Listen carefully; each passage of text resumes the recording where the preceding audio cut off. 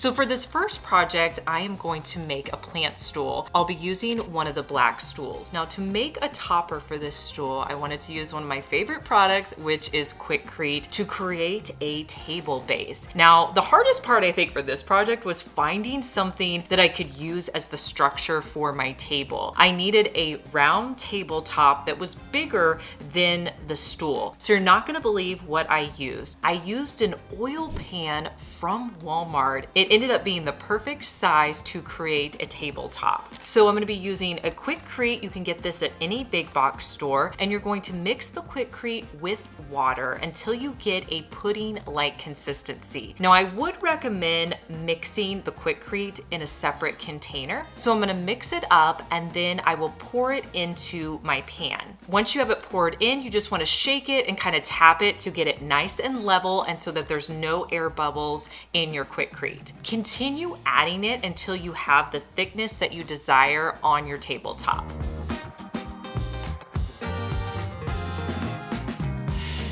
Once you're happy with it, you're going to take your black table and put it down into the Quikrete. Let this dry for at least 24 hours.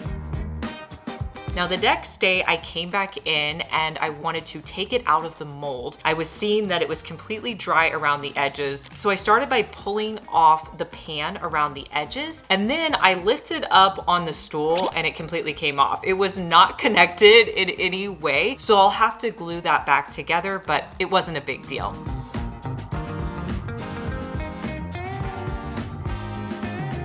After I did this, I noticed that there was some circles on the top where the pan was. So I just used a little bit of sandpaper to sand down any imperfections.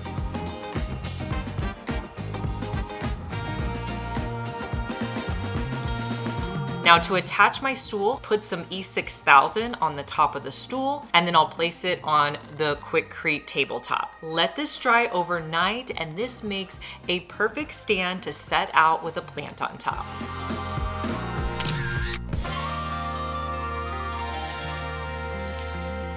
I wanted to see if there was a way that I could turn one of these plant stools into an ottoman. I know it's a little far-fetched and I wasn't sure if it was going to work out, but let me walk you through how I did this. So I started with a plant stool, and then I also picked up a roll of foam from Walmart. And then I'm going to need some fabric to wrap with it. So you can go to Joann's, get any kind of fabric you want. I went with a brown Sherpa fabric just because that's very in right now, that Sherpa material, and brown is a very popular color right now. So the first thing I did was lay out my foam because my thought was I'm going to wrap foam around the entire piece. So I measured it out to where I would have foam wrapping around the entire body of my stool and maybe going over about 2 or 3 inches. The next thing I did was measure out a tabletop. So the way that I did this was just to turn my stool upside down, and using a Sharpie, I just marked where I wanted to cut that out so that it was the right size to fit on top of my stool. I marked where I needed to cut, and I cut out the foam.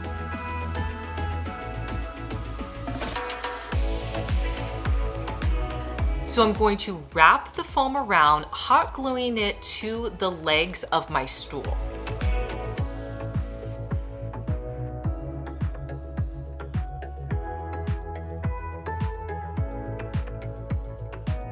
Now I did kind of mess up because I hot glued the foam piece to the top of my stool, and then I realized I probably need to cover it first before I do that. So I had to pull that up, but it wasn't on there very long, so it wasn't a big deal. Next, I wanted to wrap the outside layer with the Sherpa. So I kind of did the same method. I made sure I cut my fabric, so I had about 2 inches extra on each side. That way I could wrap it around and hot glue it on both sides, the top and the bottom.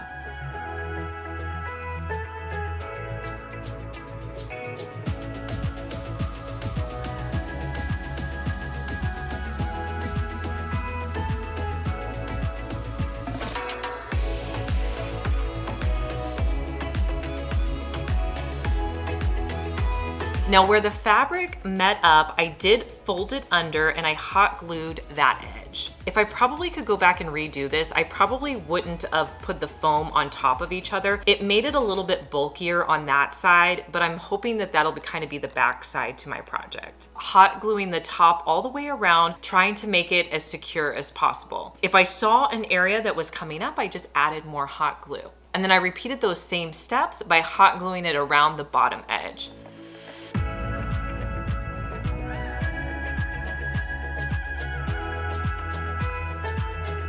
Now with my foam circle, I kind of did the same method as well. I put it down on a piece of fabric and I measured about 1.5 inches wider than the foam, cut out my circle, and then I went around and hot glued it to the foam and making sure that it was as flat as possible on the front.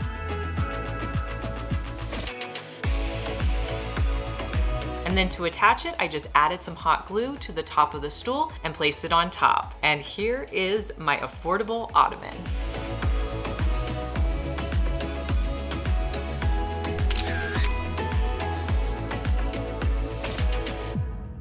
If you've made it this far in the video, thank you so much for watching. Comment the word of the day, which is Dollar Tree. Let me show you how to make a bench with these 2 stools. So start by taking the plastic off of the bottom of your stools. There's also these little rubber pieces at the bottom, and I'm going to pull those off because I want it to be a nice clean look. You can use whatever color base you wanted. I wanted to go with the white because it matched my living room a little bit better.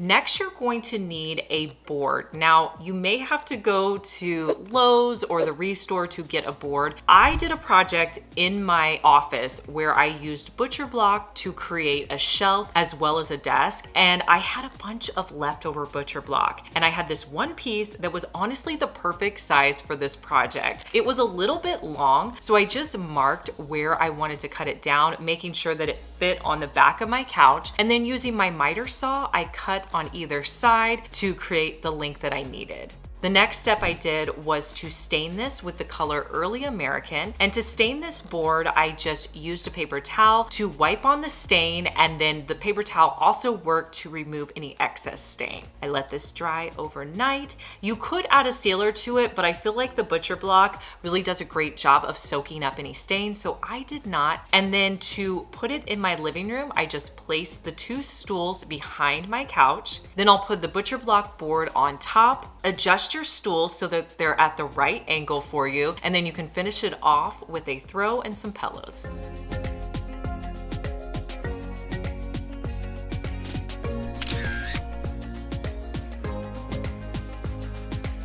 Hey guys, I'm Liz and you're watching my second DIY channel where I post daily DIY videos. You may be familiar with my main channel, Liz Fenwick DIY, but I'm glad that you found me over here on my second channel. Make sure that you're subscribed so you just get notified every day when I post our daily DIY video.